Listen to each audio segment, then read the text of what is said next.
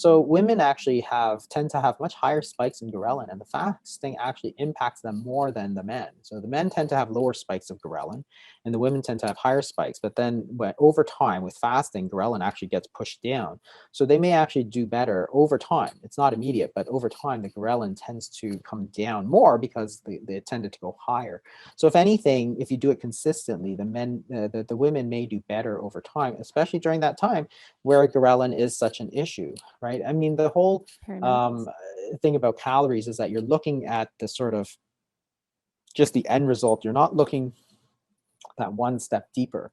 I always think that people who are so focused on calories, they're so simplistic. They're all like, it's all about calories in, calories out. Well, let's take one step deeper. Okay, why are you eating more calories? Because you're hungry. Well, you can't choose to be less hungry. You can't choose to be more hungry. And why is your calories out, which is metabolic rate, low, right? It's not exercise. Most of your metabolic rate is your heart, your lungs, your kidneys, right? It's all about metabolic rate. You can't choose your metabolic rate. So these people who say it's all about calories, they're implying that it's all about willpower. It's all about what you choose. You can't choose to be more hungry. You can't choose your metabolic rate to go up or down. You have to influence the hormones that influence the hunger, which I'll tell you that most of academic medicine believes in to their very core, right?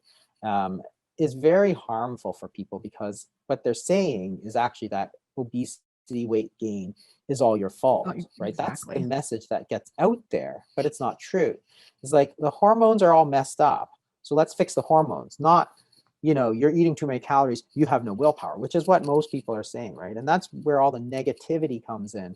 I get hundreds and hundreds of comments from women that are being told that by their healthcare professional. It's, it's your fault, or they won't even talk to them until they lose weight, or they need to eat less, exercise more. I mean, it is so detrimental. It is body shaming. It makes me really sad when I hear it, but I hear it over and over. I hear it over and over too. And I always think that those people actually think they're right too, like the healthcare professionals and a lot of influencers on social media and so on. If you think about it, the entire idea of calorie deficits is just this giant piece of circular logic, right? Because it's like, okay, so this is what they say. In order to lose weight, you have to eat less than you burn. Okay, and they say, oh, that's obvious, right? Well, how do you know you're eating less than you're burning? It's like, because you're gaining weight, right? Well, that's just circular logic. You're defining the problem in itself, right? So, because you don't know how much you should eat, because you eat different than I do, than everybody else does. Everybody eats a certain amount, right? So you're saying that you have to eat less than you burn, but how do you know you're eating too much, right? So you see what I'm saying, right? They're saying that you're getting fat because you're eating too much. Well, how do you know you're eating too much? Because you're getting fat. Well, okay, so A causes B, B causes A. That's circular logic. That is classic circular logic. And that's why people believe it, because it's like, you're gaining weight because you're eating too much. We know you're eating too much because you're gaining weight. There's actually no logic in there at all. It's a classic logical fallacy.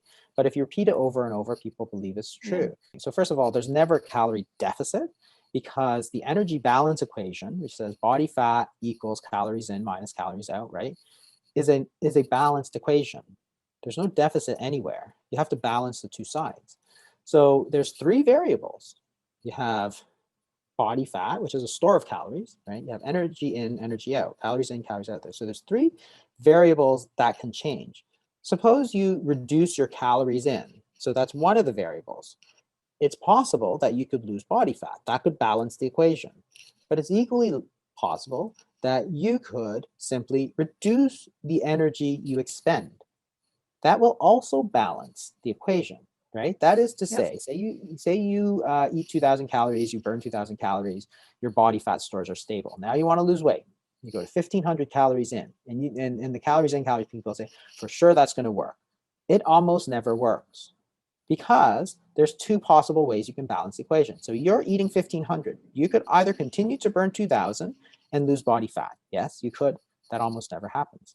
In practice, in real life, and in every single study, scientific study we've done over the last 50 years, what happens is that you eat 1,500, your body burns 1,500, and your body fat stays the same.